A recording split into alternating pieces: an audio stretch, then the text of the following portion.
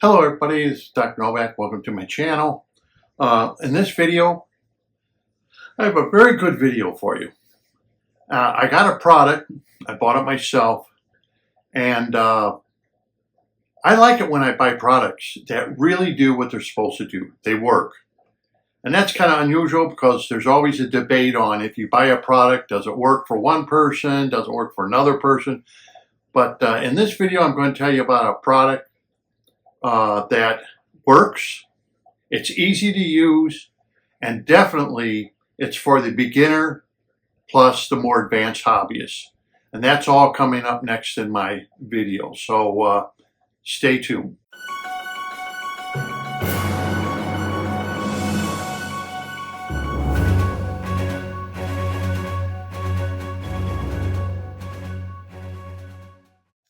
Okay, like I said, I think this is great. I've been using it, experimented with it. It's a new product on Amazon. I will leave a link below in the description, so you can go in the description and click right on to the Amazon page that will take you to this plant.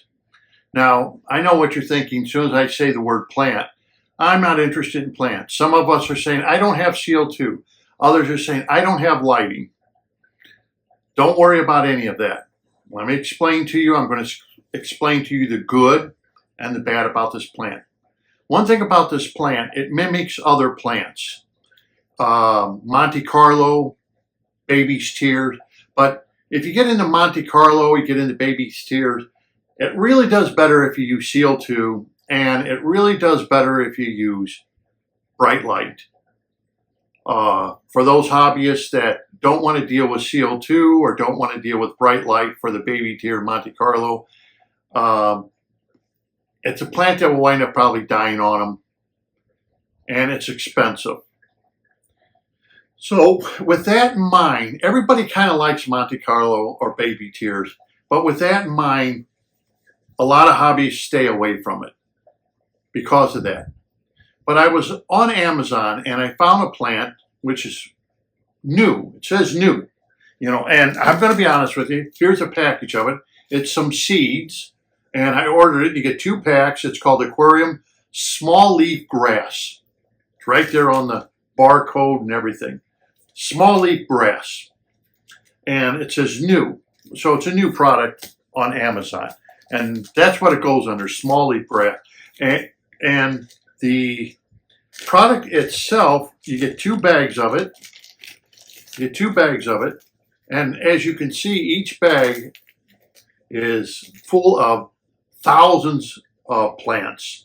I would say there could be as much as 10,000 seeds in here, in each one of these. Now, each one of these bags is an aquatic plant. So it's aquatic grass, as they call it. But it has the same look as Monte Carlo or baby's tear. So I thought I would try it out because I've had Monte Carlos and baby's tear, and yes, it did take a lot of light. It took CO2. So I thought I would try this, and I sprinkled a little bit in the 90-gallon aquarium, and just to see what is it going to do. What does it look like? And within a few days, it started growing. It stuck to the moss that I have, and within just a matter of 3-4 days, it was already growing. Because I saw a video on something like this, and they said, well, you need a dry tank and stuff like that. And I thought, well, if it's an aquatic plant, it should germinate whether it's wet or completely submerged.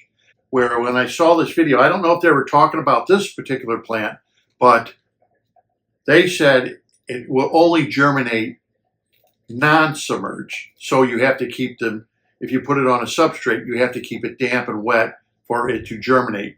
Not this plant. It could be submerged or not submerged. So I thought, okay, this gives people a choice. So I put it in the 90-gallon. I wanted to put it high enough so it got very, very bright light, assuming it's like baby tears or Monte Carlo that it would need bright light. It grew within a matter of days.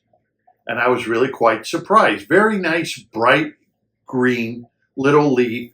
What can it almost reminds you of like clover, but very bright green, not a dull green, but bright green, just like baby tears. And no problem. I thought, well, this is great. So it can take high light. However, I have CO2 in that tank. Will this plant grow in a non-CO2 tank? So I decided to take the Betta Aquarium, the 6-gallon one, and I emptied it where the plenum itself was still wet. Okay, I emptied the water, so the substrate on the plenum was wet, and took the package that I hadn't finished using on the 90, and I thought, well, I'm going to sprinkle it around on the substrate, and I'll put a little bit on the moss. Let's see if it works. Now, this is no CO2. All this is using is a little box filter, no CO2. Yes, it does have that Kessel light, but other than that, it's just a very primitive aquarium. And I sprinkled it. And what it does is when you sprinkle it, I'll tell you right now, there's a little bit of caution that when I put it in the 90-gallon, I just sprinkled it on top of the water and it sank. But on the Betta Aquarium, it kind of was floating. I thought, okay, it's kind of floating. You're not dropping down to the bottom. So I was pushing it, and it builds up a polymeric adhesive. And this is a slime it builds up. So don't be alarmed if you use it and it builds up a slime, you touch it. The polymeric adhesive, it's building up. It almost, it looks like snot or something. It's like, oh, what? And if you touch it, once it's been in water, it will stick to your finger, the slime and everything, and the seeds will come up with it. This is so it will adhere to what you're putting it on. Okay, so you put it on your substrate, you can let it sit. Now, if you're building a brand new aquarium, here's the good part. If you're not antsy in the pantsy and you're waiting on your fish, you make your aquarium, you can fill up your plenum so it's wet, but don't fill it up all the way, so your substrate wet. You get a spray bottle, you spray down your hardscape. Let's say if you have a hardscape of stones and pieces of wood, and you spray it down, and you sprinkle the seeds all over the wood, all over your stones, on the substrate itself. And the seeds, after a few minutes, will build that polymeric adhesive and stick to it. And that's all. Now, if you want to do it, you can do it that way and make sure it stays wet. And within a matter of about 4 days, you will already start seeing the plant growing. On your, let's say if you have dragon stone or tufa rock or whatever you're using, it will adhere to that and your wood. So you can sprinkle it on your wood, and you're probably going to want to buy, it comes with 2 packs. You may want to buy at least 2 or 3 of these. It comes in 2 packs. So that means, in other words, you buy 6 packs of it. Because I know once you see it, you're going to want more of it. So because it's wet, it builds up the polymeric adhesive, it's sticking to your hardscape. Or if you just want it on the bottom, just put it on the bottom where your stones are. And then you can put your hardscape in. But if you want it to grow, which I've seen it for rocks and stuff, it looks super, super neat. Okay. It doesn't have to have a substrate. It could be in the water column taking its nutrients. The only thing of it is that I found out that if you have a high water movement blowing on it, it's going to make it blow around in the aquarium. So if you're going to use a canister filter or a hang on the back filter that has a lot of flow rate, and let's say you put it down and you move your fish out of your tank, you bring your tank down, you sprinkle it all over your rocks and your gravel, you're probably going to have to leave your fish out for at least, let's say, an hour so you can put them in a tub. And then once it adheres, from the polymeric adhesive, then you can fill your tank up slowly and it'll stay where it's supposed to stay. A little bit, some of it may float and not adhere to it, but another thing I found out that if you turn back on your filters and you're powerful, they may blow it around. They may mess up where you put your seeds. So during the time you're trying to seed it, you really need slow moving water. Now, if you're using a box filter, no problems, because box filter is just going to make a current going up. If you're using a sponge, no problem. If you're using a plenum, no problem. You're only bubbling up in one. It's not going to bother it.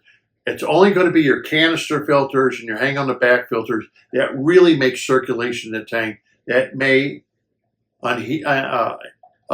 make it come off of what you put it on and make it free floating into the aquarium.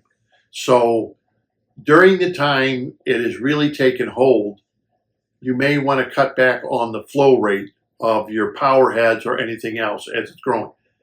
The thing, I tried it then on my antique aquarium, which is just using, well, all my aquariums are using the GE light. I don't use any expensive light. And I put it in, I put a little bit of gravel in the antique aquarium. I had some kitty litter and gravel mixed. It probably made a quarter of an inch, just cosmetically it covered the bottom. And I thought, well, I'm going to try it, right? It's not going to hurt. So I sprinkled it, emptied the tank. I took the fish out. The shrimp I couldn't get. I thought, well, the shrimp are going to be hidden in the moss, or they'll go to the very bottom, because there was just a little bit of water left where I sprinkled in the kitty litter mixed with stone. And then I sprinkled it on. I sprinkled on some of the stuff just to see what it's going to adhere to. Once I turned on the pump, though, after about 30 minutes, then I filled it up slowly, turned back on the pump. It did move some of it.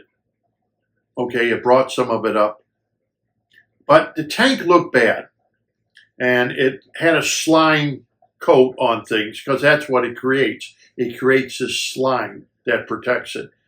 So the tank didn't look cosmetically very good. So I left on vacation. I looked at the tank. I thought, well, the antique tank doesn't look hot. It's filled up. The shrimp seem to have survived. They didn't bother them. In fact, I even had 2 small black mollies survive, because the water was only so big, and I placed the stone down so everything was wet. Of course, the moss is going to be wet, so I put some on the moss. I'm testing it out. And when the canister filter turned on, that was free-flowing, stuck to the sponge. I thought, okay, whatever. So it didn't cosmetically look good. So I went on vacation, let's see, on Friday. I did it on Thursday, and I came back on a Tuesday. Well, by Tuesday, the plant was already growing. I'll show you pictures of it. It was already growing within a matter of days. The slime was all gone, and the shrimp love it. The fish didn't bother it, and it's not coming up. I wish I would have put more substrate in, but I'm doing some testing on the antique aquarium.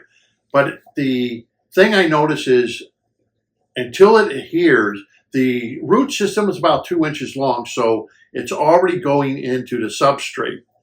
However, what's going to make it move would be a lot of current, unless you have a very deep tank, maybe, and you put it on the bottom. Now, here's things I found out about it. One, you don't need bright light. You can make, as you watch my videos, I use the pendant lights, and I just use a GE ultra bright bulb. You can buy it at any Lowe's. You can buy the smaller bulb, or you can buy the big one like I use for your aquarium. Very inexpensive. Once you make your own lighting, that's all. You don't need to go out and buy an $80 or $175 strip light or whatever. You can buy a pendant light for your aquarium, make up a pendant light like I show for my 6-gallon aquarium that I showed you. that uses the Kessel. Of course, if I didn't have the Kessel, I just would have made a pendant light because it would have been inexpensive. And it's bright enough to grow plants. And when I came back from vacation, I noticed that the moss is growing in that 6-gallon tank. The plant took off. It looks beautiful. It looks neat. It reminds you of Monte Carlo or baby's tear. But you don't need CO2, which is great. A lot of people don't want to use CO2. You don't need ultra bright light. You can make up a light like I show you with my videos on make yourself up a light with a pendant. It's the same pendant and everything that you would use for reptile tanks. The only difference is you could buy one of the ultra bright lights, show you my video how to do it, and you save a lot of money, and it's more than enough brightness to grow the particular plant. So it doesn't need bright light, it doesn't need expensive lighting, doesn't need CO2, doesn't need a lot of current, and with a matter of days, you got yourself a plant covering up all your substrate, your rocks, any driftwood you have, it will grow on the driftwood, and within about 14 days, it will finish growing everything. So like the antique aquarium is only a matter of days old. It's not 14 days old, and it's already growing. I think I think this is a great thing for most hobbyists. First of all, I did it. I wanted to find out about it. It works. That's it for this video. I thought I'd make a video on this. But next, I have an aquarium that somebody sent me. I don't know what to say. This aquarium that somebody sent me, it's a big aquarium. I think it's 135 gallons. And once again, he uses, the anoxic filtration system. It's a discus aquarium, and it's going to knock your socks off. I always think when people send me pictures that you can't outbeat this person because it's absolutely gorgeous. Well, somebody always sends in something where they got beautiful, unbelievable tank full of beautiful discus. You know what I mean? Using the anoxic filtration system, it's like incredible. So stay tuned if you want. See his aquarium. It really is very nice. I have to admit, it's very, very nice. And so on the plant, don't walk, run to buy these. Go today, right now, if you don't even want to finish it, I would buy them. Even if you, no matter what you are, even if you're just a breeder out there and you want your tanks to have green at the bottom of them or something, really, it is easy to use. It is for beginners. I mean, come on, a 5-year-old can grow plants with this. I am not kidding you. So if you're out there, you made a tank, you're very hesitant about live plants because you're not good at it, this is going to shock you, and you're going to thank me when you're done. You're going to say, wow, this is great. But I'm going to tell you, I don't think this is going to last long on Amazon before they're sold out once this video gets out, because it is that easy to grow. You just sprinkle it, and it can grow underwater or it can grow in a very moist aquarium. Either way, it will germinate and you'll have zero problems. So don't walk, run to buy a pack of this, and you'll thank me. Even if you're a beginner, and I'm being honest with you, if you're a beginner, this is right up your alley to have a beautiful grass bottom on your aquarium with your tropical fish. You will not regret it.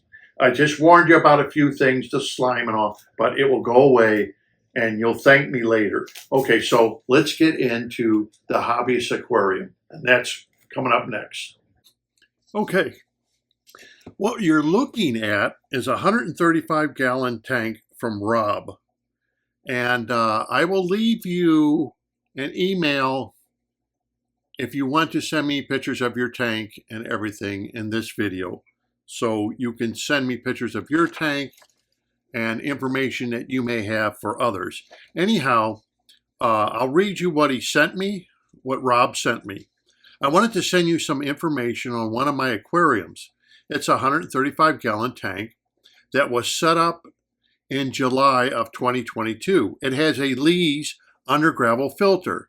It was 3 plates that covered the bottom of the tank pretty much end to end and front to back, which is what I wanted and was looking for. The plates didn't connect to make one continuous open plenum, so I had to use 3 uplift tubes, one for each plate. The substrate is about 3 to 4 inches total, comprising of gravel directly on top of the plates. On top of that was safety zorb.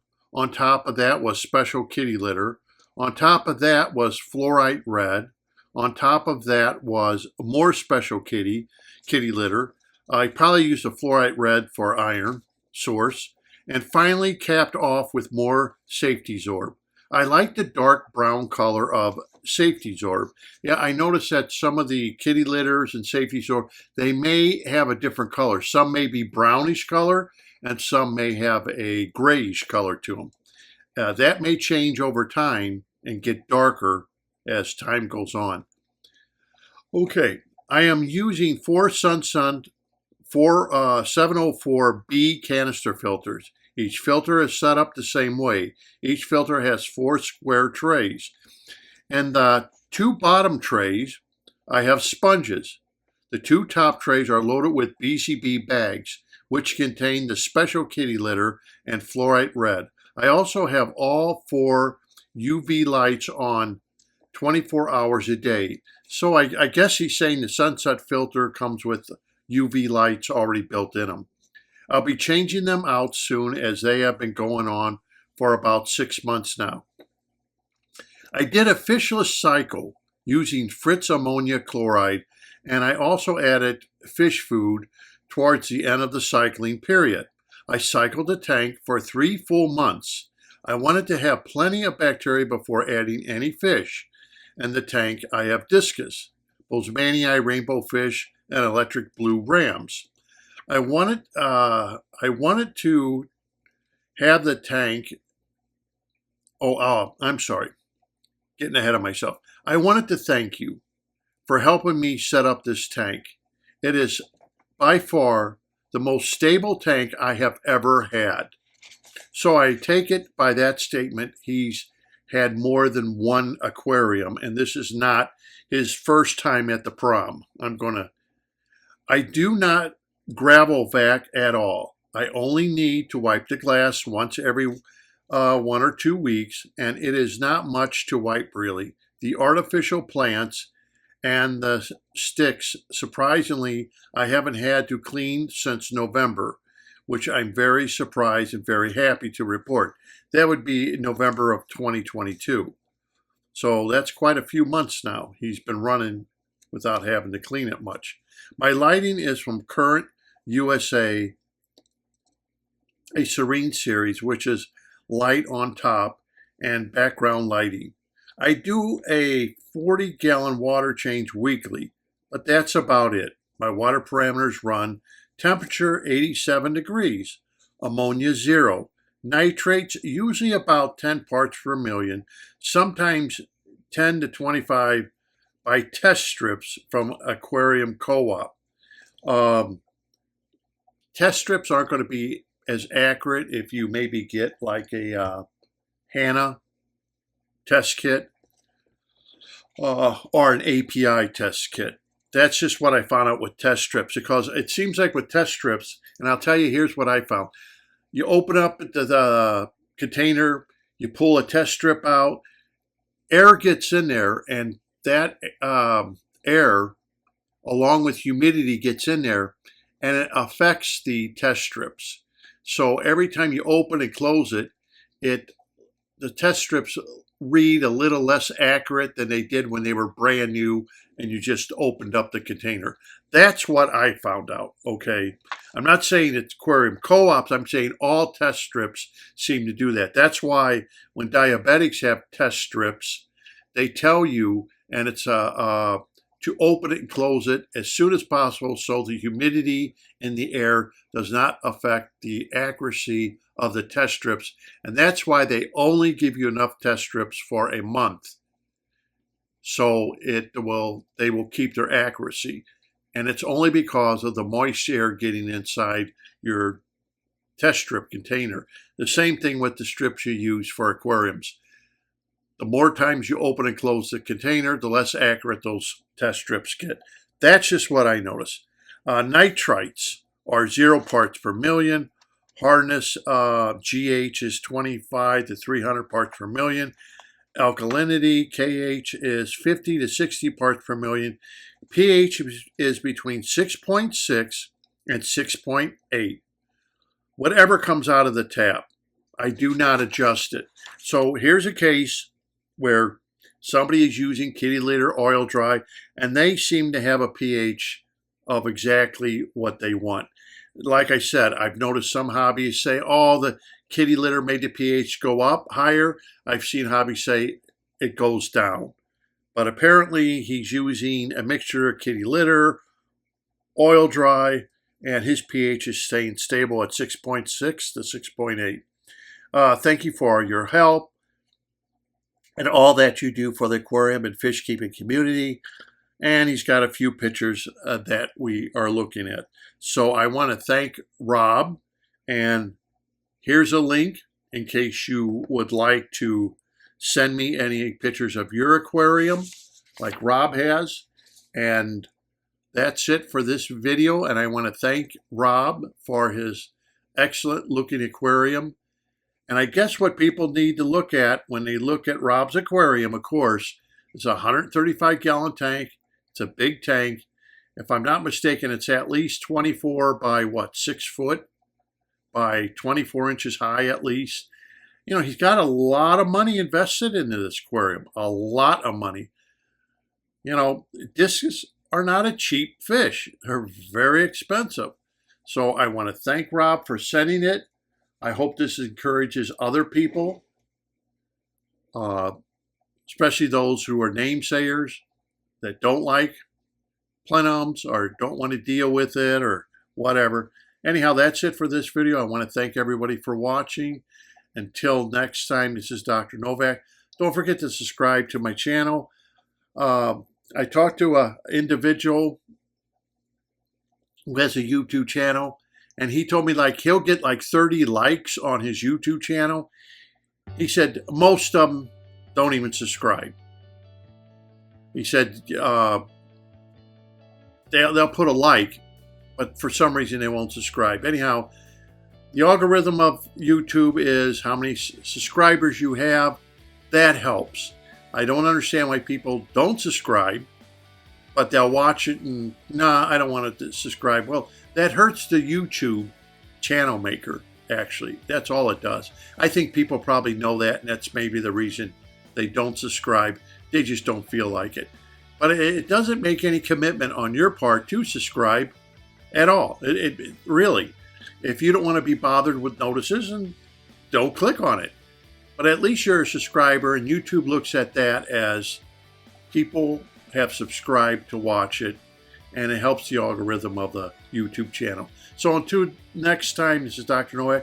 Thank you for watching, and happy fish keeping.